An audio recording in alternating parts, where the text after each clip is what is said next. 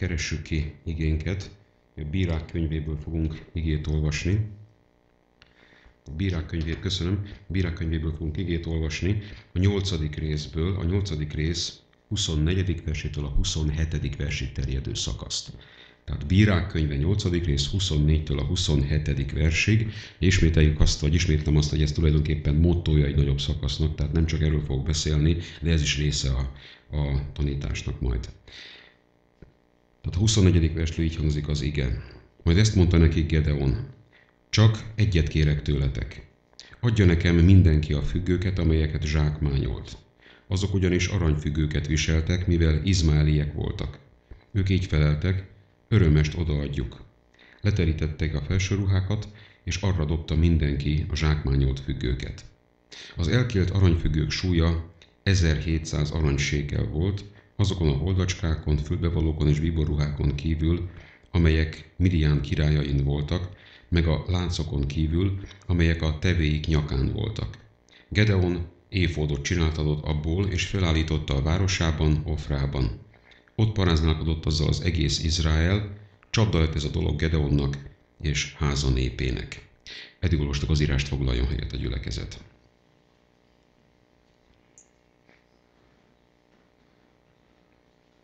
Így jól látható, ugye? Szóval most nem.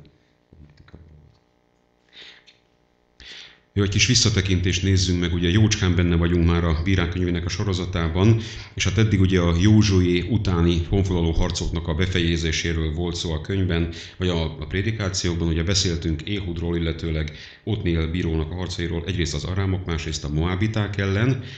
Akartam térképet egyébként most szerkeszteni a mai délutánra, de 2 napja volt egy ilyen vihar, és akkor becsapott, és az a internetet el is vitte tőlünk, tehát nem tudtam letölteni semmiféle térképet, de most már jó lett volna a térkép. Magunk elé képzeljük, hogy az ottani termékeny fél, akinek van valamiféle ilyen bibliai ismerete, akkor ugye úgy néz ez ki, hogy az arámok azok Izraeltől északra feküdtek, tehát az északi ellenséggel való küzdelmet írja le ugye az Otniel történet. A moábiták azok pedig a keleti szomszédok voltak, méghozzá az északkeleti szomszédjai voltak Izraelnek. Aztán ugye szó volt a Bárák Sisera összecsapásról, ebben Debórának, ugye a próféta asszonynak a szerepéről, a prófétanőnek a szerepéről. Ők ugye kánaániak voltak, ez pedig északnyugati szomszéd, vagy északnyugati ellenfél, ugye, akikkel szembeharcolnak. Tehát látszik, hogy körülmegyünk szépen Izraelon, hogy kikkel kellett szembe, és gyakorlatilag mindenkivel szembe kellett nézniük. Majd pedig szóba került Gedeon, az ő harca, aki Midiánnal küzdött. Ugye a midiániták, az egy bonyolultabb kérdés, délkeleti szomszédokról van szó, de igazánban sokkal inkább ugye keletről érkező nomádok ők, pusztai nomádok, akik nem is pusztai, sivatagi nomádok, akik betörtek időnként Izraelnek a területére. Most ezen belül bővebben ugye szó volt egyrészt a Gedeonnak az elhívásáról, ahogyan Istentől jelet kért, és ahogy megbizonyosodott, meg ennek a fontosságáról, hogy milyen módon kell a megbizonyosodás az életünkben. Illetőleg szó volt még a jelszerű győzelméről, ami ugye azt jelentette, hogy 300-zal több ezer ember fölött aratott olyan győzelmet, hogy gyakorlatilag az ő 300 embere semmilyen módon nem sérült, és hát ennek az volt a jelentősége, hogy Isten ezzel valamilyen módon visszaigazolta azt, hogy ő tényleg az ő általa elküldött bíró Izrael számára. És akkor előre tekintve megnézzük azt, hogy mivel fogunk foglalkozni a mai napon. Ugye, néhány momentum még visszamaradt a Gedeonnak a történetéből az elmúltakban, azokról nem beszéltünk. Egyrészt majd szó lesz Szukkótnak és Pénuel városának a problémájáról, akik nem akarnak segíteni Gedeonnak ugye a küzdelmében, megpróbálnak kifarolni ebből a küzdelemből. Ez a 8. rész 4. versétől a 12. versig terjedő szakasz lesz. Aztán Gedeon elfogja a midiáni vezéreket és ítéletet tart fölöttük, ez pedig a 13-tól a 23. terjedő versekben van benne. És még van egy kis történet, hogy ebből idéztünk a mottóigében, van egy kis történet arról, hogy Gedeon olyan győzelmek után, amelyeket maga mögött tudhat, visszazuhan a bálványimádásba, és akkor ennek valamiféle negatív következményei vannak. És akkor nézzük meg azt, hogy a felsorolt egységeknek milyen tanulságai vannak a mai ember vagy a mai hívő ember számára. Ugye az Úr ügye, ez egy nagyon fontos, bizonyos értelemben szakkifejezés a keresztény közösségek egy részének. Tehát mi, amikor beszélünk az Úr ügyéről, akkor mögötte egyfajta missziós tevékenységet, egyfajta az Úr által elindított, nagyon fontos küldetést értünk, amit képviselni kell. A hívő ember az, aki ez az Úr ügyét úgymond képviseli és fölvállalja. Az Úr ügye fölvállalásához elégnek kell lenni az Isten által kapott visszajelzésnek. És ez nagyon fontos üzenete az igének. Ennél többre nincs szükség. A jelzés elég, az embernek erre aztán reagálni kell és cselekedni kell. Ha ezt nem teszi, ha úgymond az abszolút biztosra megy, hogy teljesen tudni biztos legyen a dolog, akkor ki fog maradni a küldetésből. Van tehát egyfajta küldetése a hívő embernek, ezt jó esetben föl is akarja vállalni, de csak akkor fogja tudni fölvállalni, hogyha a jelzéseket figyelembe vesz, és a jelzéseknek a hatására elkezd lépni. Visszautalva ugye a történetre, hogy értsük, hogy mit szeretnék itt most kibontani, megtörténik egyfajta jelszerű győzelme Gedeonnak. Ugye ez még az előző prédikációban lett kifejtve. Van egy ezres nagyságú sereg, midiáni sereg, ő 300 emberrel legyőzi őket, és emberveszteség nélkül történik mindez, és ugye ez azért jelszerű győzelem, mert ebben Isten van benne, és Isten gyakorlatilag ezzel jelezte vissza Izrael számára, hogy ő, már Gedeon, az általam támasztott bíró. Innentől kezdve Gedeonnak megjár a tisztelet, és megjár az, hogy engedelmeskedjenek neki Izraelnek a törzsei, és hát történik is. Ugye azt látjuk, hogy van több törzs, amelyik, amikor Gedeon kiadja a parancsot, hogy akkor üldözzétek ugye a menekülő midiániakat, akkor ők ebbe beállnak, és akkor veszik is alapot, hogy tényleg Isten visszajelezte, menni kell. Igen, ám de vannak városlakó izraeliták is. Ugye elkezdődik Izraelben a bomlás, a társadalmi bomlás, vannak még, akik törzsekben, pásztor-nomád életet élnek, és vannak, akik elkezdenek városi életformát fölvenni. A városlakó izraeliták másként gondolnak erre a kérdéskörre, és másként állnak hozzá. És nagyon jól kitűnik ez a másként hozzáállás Szukkót és Penuelnek a reagálásából. Ugye az történik ugyanis, hogy Gedeon üldözi a midiániakat, el akarja őket fogni. És hát nyilván üldözés közben nincs idő arra, hogy akkor most ők megállnak, azt élelmet gyűjtenek, hanem azt mondja a két városnak, hogy hát adjatok nekem élelmet azért, hogy tudjam folytatni a hadjáratot. Egyébként ez mindenkinek érdeke, hogy Midián többé ne tudjon támadni, őket meg kell verni, le kell győzni, tehát mindenki érdeke az, hogy ez megtörténjen, és ennek van egyfajta olyan vonatkozása, hogy akkor áldozatot kell érte vállalni, adjatok nekünk élelmet. És az a két város visszautasítja ezt a fajta segítséget. És érdemes odafigyelni arra, hogy milyen hivatkozással utasítják vissza. Azt mondják, talán már kezedben tartod Zebahot és Kalmunnát? Ugye ők a midiáni királyok. Tehát kezedben tartod őket? Annak okán, hogy te kenyeret kívánsz tőlünk? Nem. És ugye mit akar ez jelenteni? Hát körülbelül azt, hogy hát bocsi, de még nem is győztél. Hát mit akarsz te itten? Majd, ha győztél, akkor, ugye? Majd, ha biztos lesz a dolog. Tuti, hogy innentől ez a midiániak nem jönnek vissza, na majd akkor segítünk. Igen, ám csak van egy kis gond ezzel az okoskodással. Tudnélik, ha Gedeon legyőzte a midiániakat, akkor túl vagyunk a feladaton, akkor nincs mihez hozzácsatlakozni. Mert megvan oldva a probléma, mihez kéne hozzácsatlakozni akkor, mert túl vagyunk a szükségen is. Ugye akkor Izrael nem az történik, hogy visszavonulnak szépen majd ugye a két város mellé, azt akkor na adjatok élelmet nekünk, hanem akkor mindenki elindul hazafelé. Nem lesz kit élelmezni akkor, mert tehát az egész dolog okafogyottá válik. És gyakorlatilag ugye az történik, hogy mivel ők a biztosra akarnak menni, így ebből az egészből kimaradnak. Bizonyos szemszögből persze megérthető az ő reagálásuk. Nyilván ugye arról van szó, hogy Midián eddig évente megjött. És ugye nem győzte el őket még eddig az ég adta világon senki, tehát megállított adót, megjöttek, szedték az adót, ugye Gedeon az egy jó és ügyes hadicsellel megugrasztotta őket, de ez csak megugrasztás volt. Ettől még a vezérek megvannak, a társaság, ugye a katonák nagy része megvan, tehát ez még nem biztosította azt, ugye a szónak egy teljes értelemben, hogy most már biztos, hogy legyőztük őket, ez csak egy jelszerű győzelem volt. És ha valaki erre a jelszerű dologra nem tud reagálni, akkor ő nem fog tudni részt venni a dolgoknak a levezetésében. Ha ez nem elég, ez a jelszerű dolog, akkor ki fog maradni a küldetésből. Mert Gedeon aztán győzött. De ennek a jelszerű eseménynek elégnek kellett volna lenni ahhoz, hogy megértsék, hogy mint ahogy másoknak elég is volt, hogy megértsék, hogy ebben nekünk bele kell állni. Jóval később történik, és ez azt mutatja, hogy mennyire benne van ez a mentalitás az embernek a gondolkodásában. Ugye Jézus tesz, hát mondjuk úgy egy csomó messiási jelet. A messiási jel az kicsit más, mint a jel. Picit ugye jel ugyan, de mondjuk úgy, hogy magasabb rendű. Bizonyos értelemben van egy plusz hozadéka a messiási jelnek. Na Jézus nem akármilyen jeleket tesz Izrael előtt, hanem messiási jeleket tesz. Ugye a tengeren jár meg, ugye, tehát eléggé olyan megdöbbentő dolgokat, amit visszajelzik, hogy én a mindenhatóval vagyok egyenlő. Ilyen kis dolgok kicsendülnek ezekből a bizonyos cselekedeteiből Jézusnak, és akkor azt mondják neki, hogy tégy még több jelet, hogy higgyünk neked. És akkor erre mondja Jézus válaszként, hogy nem adatik más jel, csak a Jónás próféta jele.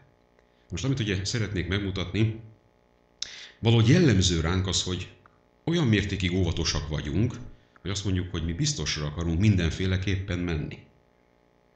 Ugye ez mondjuk hogy üzleti életben, ha befutott egy vállalkozás, akkor majd csatlakozok. Az elején nem adok semmit, mert ki tudja, mi lesz még belőle, és akkor nehogy rajta veszítsek. Majd ha már tuti az egész, hogy most már, na akkor esetleg. Nagyon sokszor igaz az a hitbeli dolgokra is, hogy az ember azt mondja, hogy ha majd megtörténtek, akkor. Gyülekezetplántálás, példának okáért. Érzi az ember az indítatást, hogy akkor ebben valamit kéne csinálni, mert tényleg jó lenne, hogyha másodt is megismernék a mindenhatót, meg ugye a üdvösségnek a tanítását, meg ugye az emberek találkoznak Jézussal, és azt mondom, hogy na de majd akkor állok mellé, ha van gyülekezet. Tehát akkor minek mellé állni? Akkor az már van. Meg kellett volna alapítani. Vagy ugye karitatív dolgok. Megint az indítatás ugye lényeges, mert nyilván az ember abba kell belépni, amire Isten indítani szokta. Tehát van egy indítás, hogy ebben cselekedni kellene, de ha majd meg lesz a fedezete, meg már kialakult hozzá a szervezet, na majd akkor. De ott megint már, akkor megcsinálták mások.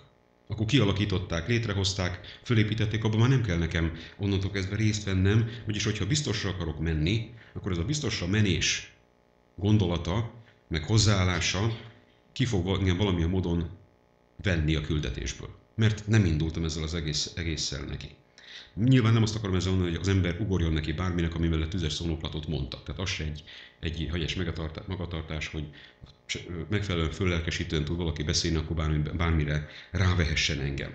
De hogyha van indítatás, tehát érzem valahol a lényemben, hogy ez tényleg Isten mondja nekem, és indít, hogy valamit cselekedjek, és van a szükség a másik oldalon. Tehát látom azt, hogy itt tényleg ezt a dolgot meg kellene csinálni, és volt visszajelzés Isten részéről, hogy azért ebbe az irányba tényleg én szeretnék téged küldeni, mint ahogy ugye Gedeonnak a történetében volt jelzés, hogy Gedeonnak megadja az Úr a győzelmet, akkor ez a visszajelzés elég ok kell, hogy legyen az indulásra. És ennél több nem lesz. Ennyi jelzést kapni fogok, de ennél több nem lesz. Biztosat nem kapok. A biztos majd akkor bontakozik ki, ha benne vagyok, és a dolgokat csinálom, és akkor fog a hitem beigazolódni.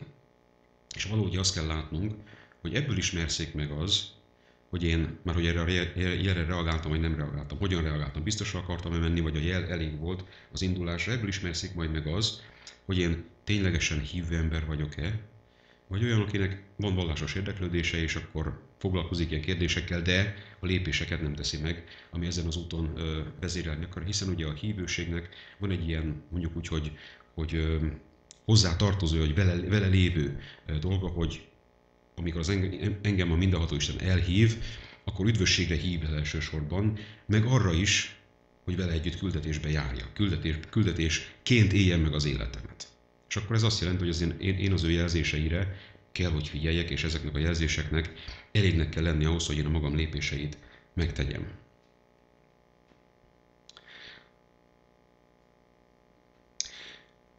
Szintén tanulságos ugye a másik történet, amelyből az vehető le, hogy az Istentől vezetett embernek van valamiféle, mondjuk úgy, hogy jellemvonása, amelyből megismerhető. Mi ez a jellemvonás? Nagyon hajlamos a mindenkori világ a vallásosságot a fanatizmussal összekötni, és azt várni, hogy mondjuk úgy, hogy a vallási vezetőnek, vagy a vallásos embernek, az Isten emberének olyan nagyon tüzesnek kell lennie. Nagyon elszánnak kell lennie, nagyon neki kell indulni, és akkor lehet követni, mert ugye ő biztos tudja, merre megyünk, és akkor menjünk, mindent nagyon biztosan állítja, hogy ez így működik. Na most, amit érdemes megfigyelnünk a Gedeon történetben is, a Biblia sok más történetében is, hogy az ige elsősorban a bölcsességet teszi ilyen jelként. Tehát miről ismerhető meg az, hogy valaki Isten embere? Nem a fanatizmusáról, a bölcsességéről. És ezt a gondolatot érdemes az embernek egy kicsit átállítani a kobakjában, mert ugye megjelenik majd az, hogy kit kell követnem, vagy ki az, akit érdemes figyelembe vennem, akkor nyilván ugye azt szerint fogok erre a kérdésre választ adni, meg ennek a mentén cselekedni, hogy én mit tartok magamban arról, ki az, akit érdemes követni. Azt látunk, hogy az életünk az ilyen döntéseknek a sorozata. És döntéskényszer is. Tehát megszületünk, és onnantól kezdve választani kell. És az élet mindig hoz olyan helyzeteket, amelyben mondanom kell, hogy ezt igen, ezt nem. Erre megyek, azt pedig hanyagolom, és a többi, tehát ilyen kérdésekkel találkozni fogok. Most döntést hozni úgy lehet, hogy az ember vagy a saját okosságára bízza magát, tehát hogy én majd tudásom, képzettségem, meg sok minden alapján eldöntöm, hogy mi a jó és mi a helyes, és akkor arra megyek. Vagy, ugye nem bízok ebben olyan erőteljes mértékben, és akkor valaki másnak az okosságára próbálok hagyatkozni. Sokan esnek abba a hibába, hogy azt gondolják, hogy hát én vagyok olyan okos, hogy mindent meg tudok oldani. Emlékszem, kisgyerekeknél figyeltem meg ezt, de lehet, hogy én is csináltam. Nem emlékszem már, de biztos volt. Valamit csinálni kell, bicikli mondjuk. És akkor ott van a gyerek, öntudatosan, hogy na most én megszülettem, és már mindent tudok, és akkor segítenek az ember, hogy nehogy fölboruljon, és akkor én! Tőlük a bicikli, az bum! Elesik, mert hát ugye nem olyan egyszerű megtanulni ugye az egyensúlyozás, de ő úgy gondolta, hogy tudja. És sokszor figyeltem meg azt, hogy a gyereknél ilyen látványosan történik a dolog, de a felnőtt ember is jár így, hogy én, és akkor át lehet csúszni, hogy ihaj. Üzlettől kezdve rengeteg minden. Én emlékszem rá, amikor ugye, Nagyvarsányban voltunk még, és akkor volt az a menet, hogy Romániából, kicsit kezdtek felszólni, és akkor Romániából jöttek át vásárolni a Daciákat. És viszonylag jó pénzért megvették a Daciákat, és nekem Daciám volt. Ez hozzátartozik. Közben ugye az agyafiak mondták ott nekem, hogy nyugati vagy keleti autók semmi, nulla, hát az... Ne, nyugati autó, ott ha veszek 100 éves, na akkor az még. Fantasztikus. És hát én egyre okosabb lettem a dologban, hogy tényleg ezt így kell csinálni, el kell adni a Daciát. Nagyon gyorsan, úgy menni kell. Kijártam, tehát mint az őrült mentem, hogy ki kell járni, mert a Daciát el kell adni. Közben a család mondogatta, hogy a felesége mondta, hogy nem biztos, hogy jó, de én öntudatos voltam, hogy ezt csinálni kell. El is adtam a Daciát, és vettem egy nagyszerű Opelt. Na most megyek haza, hogy Pesten vettem az Opelt, megyek hazafelé, és egyszer csak ilyeneket csinál, és nem találtok a hibát. És úgy adtam le a szerencsétlen Opelt, hogy hát ilyen módon, mert hát a Dacia az nem jó. Na tehát az ember jár így, hogy én, nem csak ilyen dolgok, hitbeli dolgokban is van hajlamos az ember ilyesmiket csinálni, hogy én, és akkor abba úgy belesüllyed, tehát nem biztos, hogy az én, majd megcsinálom, az úgy teljesen tökéletes, de hajlamos az ember, hogy én. Na most van, amikor másnak a tapasztalatára próbálok hagyatkozni, ebben az esetben viszont ott van az a rizikó, hogy ő vajon tényleg tudja-e.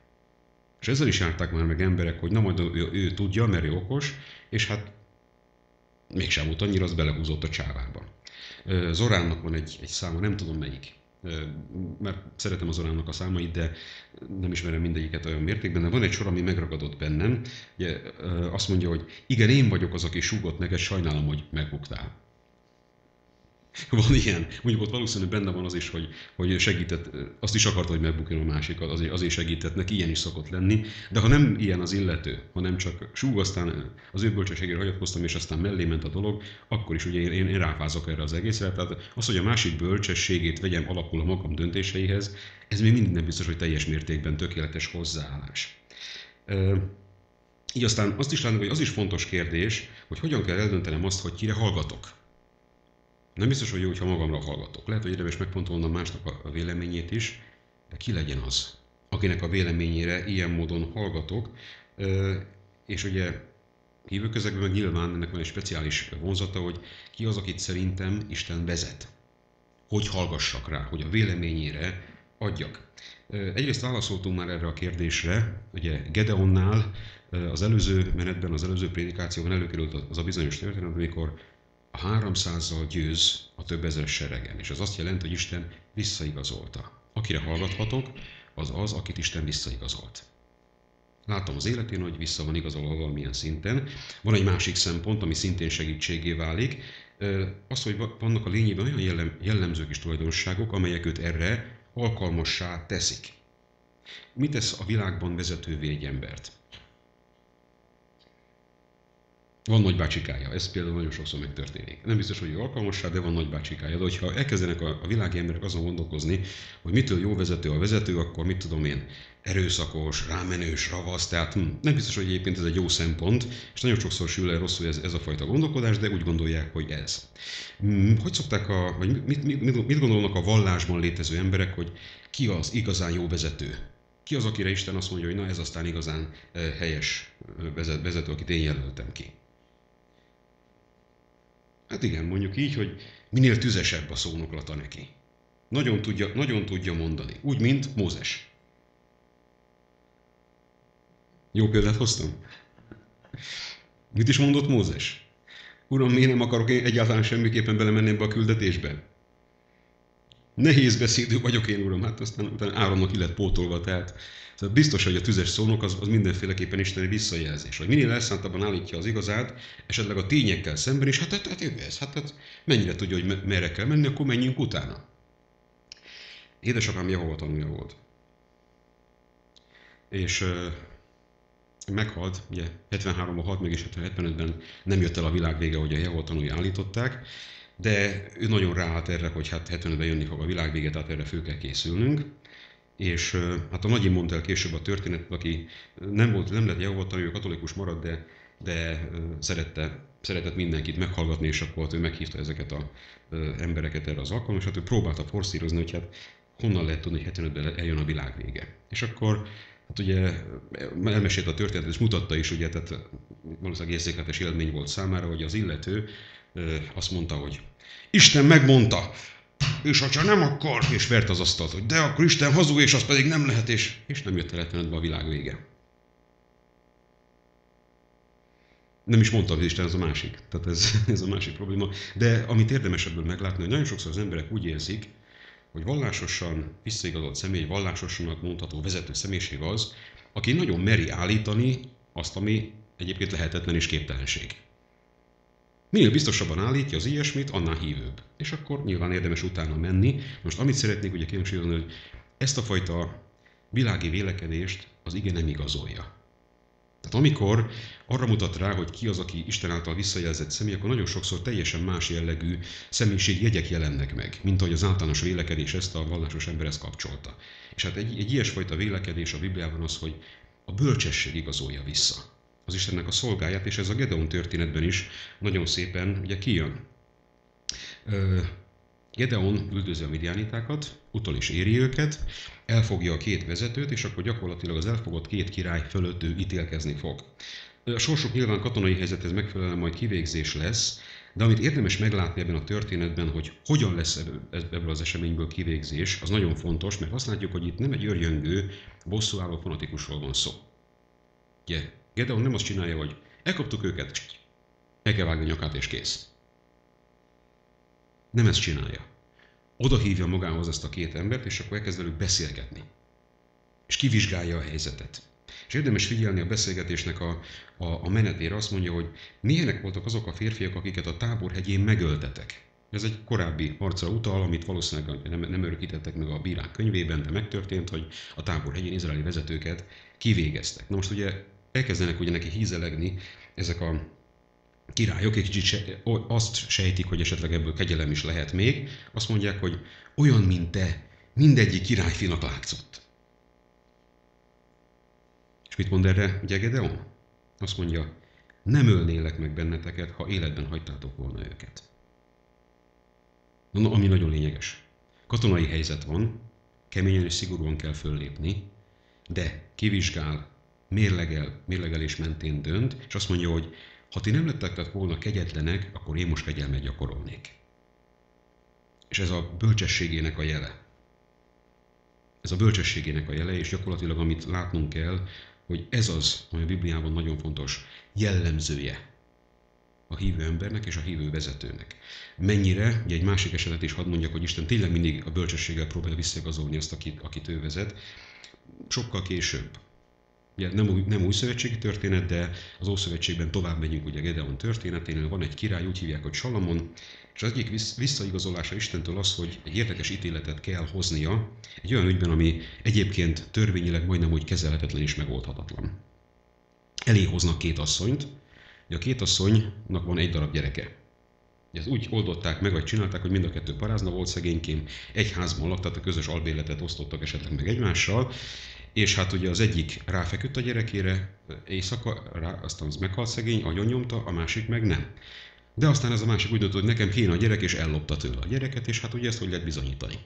Mind a kettő azt mondja, hogy enyém a gyerek, és akkor Salamon ugye egy érdekes kis pszichológiai játékkal megmutatja azt, hogy melyik az igazi anya. Nem volt semmi tárgyi bizonyíték, egy ügyes játékkal rávezeti az egész menet, az egész közösséget, hogy biztos, hogy ez az anya. És ebben a döntésben a bölcsességet látták meg akkor az emberek. És megint ugye a bölcsesség a lényeges. Salamon azért alkalmas vezető és jó király Izraelben, Isten szerint, tőle küldött emberként, mert ő bölcs. Megtalálja a helyes döntéseket. Most amit szeretne a Biblia ugye ezzel elmondani nekünk, hogy kire hallgassak? Akit a bölcsessége visszaigazol. Mivé kell válnom nekem, mint hívő embernek? Bölcsé kell válnom, hogy aztán én is, ugye, ha hihetünk az új szövetségnek, akkor a küldetésünk az világító mécses jellegű küldetés, tehát hogy olyan valakinek kell lennem, aki az Istenre mutat, hogyan tudok rámutatni, ha a döntéseimben látható Istennek a bölcsessége. Az életemnek a menetében fogható Istennek a bölcsessége, mert ez fogja visszaigazolni az emberek előtt, hitelesen ez igazolja vissza, hogy én az ő gyermeke vagyok, és akkor rám pedig érdemes hallgatni.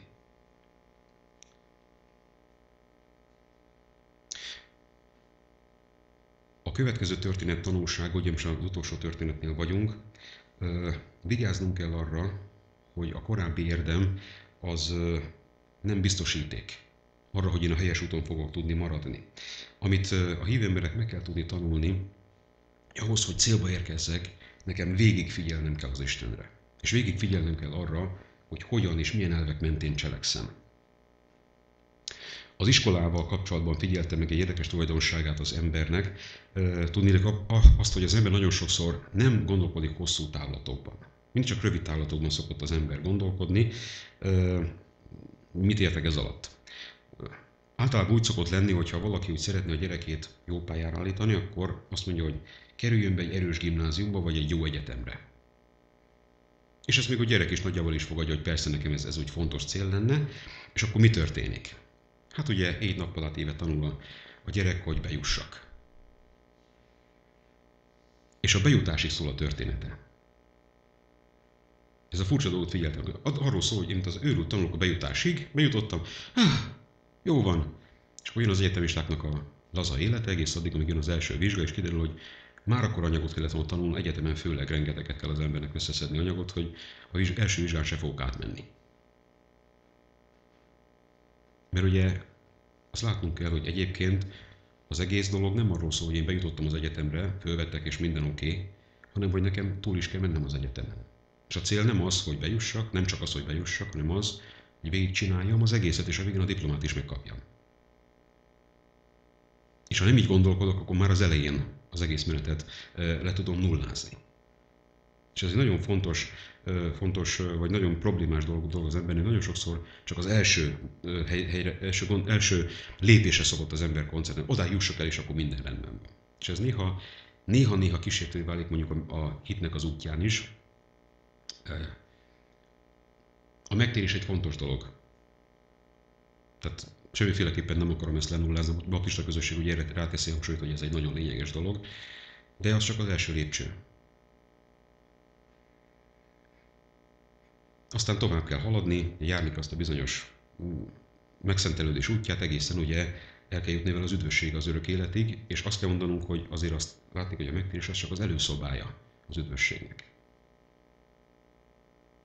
Az még nem az üdvösség, az még csak az előszobája az üdvösségnek. Amikor valaki megáll, akkor nagyon sokszor nem az történik, hogy hát akkor úgy vagyok egy ilyen kellemes, általam elért állapotban, és akkor kész. Hanem, ha megálltam, akkor jön a visszaesés. Az üzletembereket érdemes erről megkérdezni, hogy mi történik azzal az üzlettel, amit az ember nem fejleszt. Egy vállalkozás, amit az ember nem fejleszt. Nem azon, hogy hát akkor úgy jó-e vagyok, hanem fölértem ide, semmi, És ahogy létrejött, úgy el is tűnik. Abban a pillanatban. Most ez nagyon igaz lehet a hitéletre is. És a visszatekintünk szerintem nem csak én jártam így, hogy láttam olyan embereket, akik úgymond megtértek, bekerültek a gyülekezetbe, volt nagy lány, mi egyéb, és egyszer csak eltűntek a semmibe. És én nem kérdőjelezem meg a megtérésüknek a helyén valóságát, az akkori helyén valóságát, a folytatással van a probléma. Hogy nem volt folytatás. Vagy esetleg rossz volt a folytatás. Vagy megfigyeltem egy másik érdekes tulajdonságot, az az érdemszerzésnek mondjuk úgy, hogy a kísértése az ember számára, hogy én szerezek egy olyan érdemet, amivel aztán az érdem az végig kitart. Ugye kicsit annak az elvnek a fölépítésére, hogy hát szokott olyan történni, hogy valamit meglökök, és akkor a kezdeti lendület beviszi a célig. Az autóversenyzésnél szokott ilyen mindenféle ilyen hörbis történetnél előfordulni, hogy a végig magja nincs üzemanyag, meg semmi, szédesett a kocsi, de még az utolsó lendület beviszi a célba, és akkor nagyon jó, azzal még győzni lehet. És ugye az ember hajlamos egy kicsit ráhúzni a hitéletre ezt a fajta dolgot, hogy teszek valami nagyon nagyot, és akkor ez egészen el fog vinni engem majd a célig, vagy egy-két nagyot. Ugye én hallottam már ilyet, hogy én ezt tettem az Úrért. Vagy a mi családunk ezt és azt csinálta az Úrért, és akkor innentől kezdve ez egyfajta mindenre érdem jellegű dolgot jelent. Na most érdemes figyelni a Bibliára, hogy a Biblia azért másként gondolkodik erről. Gondoljunk a Máté szerint evangélium azt mondja, hogy aki mindvégig kitart, az üdvözül. És a mindvégig egy fontos szó. Nem úgy félig azt a lendület majd bevisz, hanem mindvégig. Vagy a jelenések azt mondja, aki győzés megtartja megint mindvégig az én cselekedeteimet, annak adok hatalmat a pogányok felett. Jó, ami nagyon fontos és látható, hogy a Biblia úgy gondolkodik a dologról, hogy nekem végig kell kitartanom. És az a Gedeon történetben is egyfajta figyelmeztetésként megjelenik problémaként előttünk, hogy a befejezése Gedeon történetének nagyon-nagyon furcsa. Olyan emberről beszélünk egyébként Gedeon esetében, akit az Isten egyrészt megszólított, nem is akárhogy szólított meg, hanem meglepő jellegű események közepette szólított meg, jeleket adott neki, aztán neki is, meg jeleket adott mellette is, utána pedig győzelmeket adott Isten Gedeonnak, tehát olyan emberről van szó, akinek komoly megtapasztalásai és átélései voltak Isten mellett, és mégis az élete végén mellé fut. Az élete végén mellé fut. Ugye azt olvassuk, hogy begyűjtötte a zsákmánynak az aranyrészét, és hát ugye ezek a holladság meg függők, ezek amulettek voltak. Amikor emleget ez a szöveg, tehát valamiféle vallási jelentőségű tárgyakat gyűjtött be, és azt olvassuk, hogy Gedeon ezekből éfódot csináltatott, és felállította a városában, Ofrában, és aztán ott paráználkodott az egész Izrael, és csapda lett ez a dolog Gedeonnak és háza népének. Jól kezdte, rosszul fejezte be. Volt egy nagyon nagy fölfutása, amit csinált, az csodálatos volt, de a vége az hanyatlás volt, és ez semmisé tette az előzőeket az életében. Most, ami tanulságos, azt gondolom, Gedeonnak a történetéből, végig kell csinálnom az Istennel az utamat, és erre is kell koncentrálni. Nem arra, hogy én bejutottam, megérkeztem, leülhetek és kész, hanem hogy nekem végig kell menni az Istennel az úton, amelyre ő elhívott. És ez tart a bemerítésemtől, vagy a megtérésemtől a halálomnak a pillanatáig. Pontosan úgy, ahogy a Máté 24-ben az okos és gonosz szolga példázatában mondja ugye a szöveg, azt mondja, hogy ki a hű és okos szolga? Az a hű és okos szolga, aki amikor az ura éppen megjön, akkor őt éppen munkában találja. És azt fog számítani, hogy éppen most engem munkában talál. Vagy a hitemnek a csúcsán talál. Azon a ponton talál, hogy én most éppen megfelelő módon állok hozzá a dolgokhoz. És ez csak egyféleképpen megy, mert nem tudom, mikor jön vissza az Úr, hogyha én mindig toppon maradok. És törekszem is arra, hogy toppon maradjak. Jó, összefoglalva ugye 3 történetet vettünk Gedeon történetről, a 3 történetnek a tanulságát. Mi kell ahhoz, hogy küldetésbe léphessek? Ugye a küldetés egy fontos része a keresztény gondolkodásnak. A küldetés az Úr ügye az olyasfajta dolog, ami hozzátartozik a hívő ember cselekedeteihez. Mi kell hozzá? Kell valami tuti biztos dolog, amire, hogyha odaadom az életemet, akkor biztos, hogy minden tökéletesen megy. És azt mondja a Biblia, hogy nem. a jelzés Isten részéről elég, hogy azt mondta, hogy indulj arra. Rámutatott erre az útra, hogy na akkor kezd el a lépéseket ebben a dologban tenni, és ez, hogyha az ember ezt be tudja vállalni, akkor utána a dolog majd ki fog bontakozni, lesz a dolognak áldása, de a jelnek elégnek kell lennie az induláshoz. És ha az ember erre a jelre nem indul, akkor nem, hogy az áldást lekéste, de gyakorlatilag a küldetésből is kimaradt. Miről ismerhető fel az Isten embere? Nem a fanatizmusról, valamiféle túlhevített dologról, hanem arról, hogy bölcs, hogy a döntései helyesek. Olyanok, mintha Isten hozta volna ezeket a döntéseket. És ez mutatja azt, hogy ő kivel van kapcsolatban. Egyrészt ilyenné kell nekem válnom, mint hívő embernek, másrészt ilyenekre kell elsősorban hallgatnom. És ugye meddig kell figyelni Istenre? Meddig kell Isten szerinti cselekedeteket véghez vinni az életemben? Azt mondja a Biblia, hogy a bemerítéstől az elköltözésig. Amen.